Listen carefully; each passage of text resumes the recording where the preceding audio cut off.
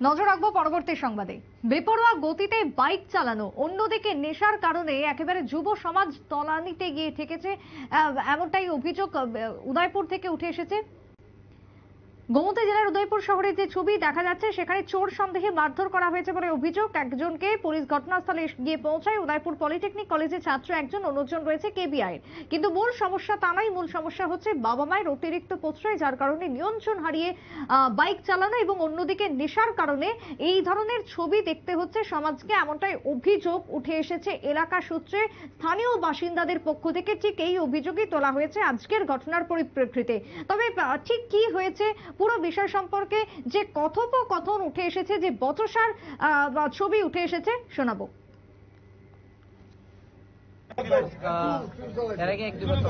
একবার চালাইছো, তোমার driving licence আছে? তো তুমি যে কিভাবে চালাইছো রাস্তার মধ্যে একটা ড্রাইভিং লাইসেন্স ছাড়া?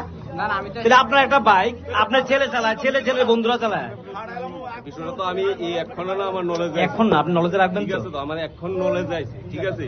আপনার নামে বাইকটা কার নামে আছে? বাইকটা আমার নামে। একজন এক্সিডেন্ট করলে পোলাবেন কিছু করতে তখন লাগবো, আমি তো জানি না, ঠিক আছে। নেক্সট আমি যেহেতু জানছি, নেক্সট টাইম আর এরকম হইতো না। এটা দেখছেন বাংলা বলে এরকম হয়। তো তুমি এর কাছে ড্রাইভিং লাইসেন্স আছে? তোমার ড্রাইভিং লাইসেন্স আছে? তো ড্রাইভিং লাইসেন্স ছাড়া রোড দেখো না তুমি। ড্রাইভিং লাইসেন্স ছাড়া কেন রোডে নামো বাইক লিয়া? তোমার কি তোমার দাদাগিরি চলবো এখানে? তোমার দাদাগিরি চলবো এখানে তোমার? তো আপনি যারা সার্ভিস করেন, আপনি মা, তো আপনার ছেলে ড্রাইভিং লাইসেন্স তাই পড়াশোনা করে আপনি তো মানতেইব। একটা ছেলেদের বাড়ি দিয়ে গেলে তখন এটা আপনি নিবেন দায়িত্ব কিসের? সে তো আবার এখানে করতেছে, ক্যামেরা করতেছে, উঠে জানো এগুলা। এতক্ষণ তো সেভ করছি আরে আমরা। আপনারা শুনলেন সেই বচসা।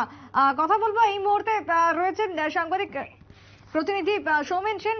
সৌমেন দা, উদয়পুরের যে ঘটনা, একদিকে অত্যধিক গতি নিয়ন্ত্রণহীন, অন্যদিকে নেশা, মূল কারণ আমরা যেটা জানতে পারছি এখনো পর্যন্ত, এই ঘটনা সম্পর্কে কি হয়েছে যদি পুরোটা বলো।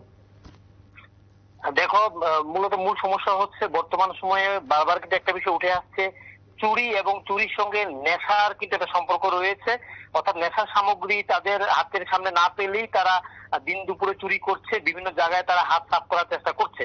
তো আজ কিন্তু তোমার বিকেল ঠিক 4টা 4:30 নাগাদ রবীন্দ্র সংঘের এলাকাতে কিছু চুরির ঘটনা সংঘটিত হয় এবং এই গোটা বিষয়টি নিয়ে তারা এলাকার যে ক্লাবের ছেলেরা তারা এলাকা পাহারা দিচ্ছিল।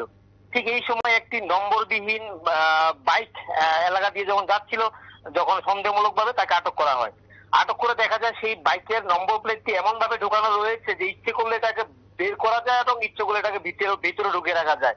সেই সন্দেহমূলক ভাবে ক্লাবের সদস্যরা তাকে আটক করেছে এবং জিজ্ঞাসাবাদ করার পর তার কাছ থেকে কিন্তু একটু সামঞ্জস্যহীন কথাবার্তার পর তাকে আটক করার পর পুলিশকে জানানো হয়। কিন্তু ইতিমধ্যে সেই বাইক আটকের খবর চলে যায় যারা বাইকের মালিক, তিনি ফিশারি দপ্তরে চাকরি করেন।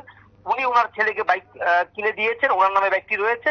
ওনার ছেলে আবার ওনার বন্ধুকে বাইকটা দিয়েছে এবং তাদের কারোরই কিন্তু ড্রাইভিং লাইসেন্স নেই। ওনার ছেলে পলিটেকনিক কলেজে পড়ে এবং যে বন্ধু সেই কেবিএস স্কুলে 10ম শ্রেণীর ছাত্র, তাদের কারোরই কিন্তু ড্রাইভিং লাইসেন্স নেই।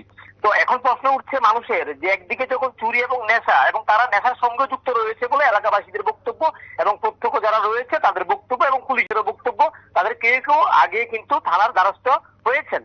এখন স্থানীয়দের বক্তব্য হচ্ছে যে কিছুদিন পূর্বেও বেনামি বাইকের ধাক্কায় একজনের পথ চলতি নাগরিকের প্রাণ গেছে।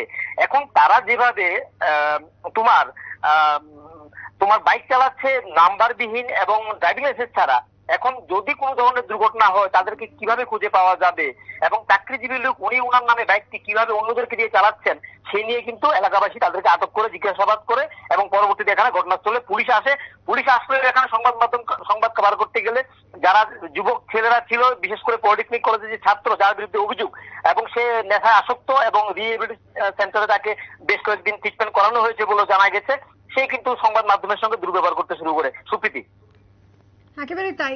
অনেক ধন্যবাদ সৌমেন দা তোমায়। অর্থাৎ একদিকে যেরকম বেড়েই চলেছে রাজ্যে নেশার আস্ফালন, অন্যদিকে অত্যধিক নিয়ন্ত্রণহীন ভাবে বাইক চালানো, যার ফলে দুর্ঘটনা বাড়ছে। একের পর এক অসামাজিক ছবি প্রকাশ্যে আসছে, যেমনটা ধরা পড়লো উদয়পুর থেকে। ছোট্ট বিরতির পর ফিরবো, সঙ্গে থাকুন।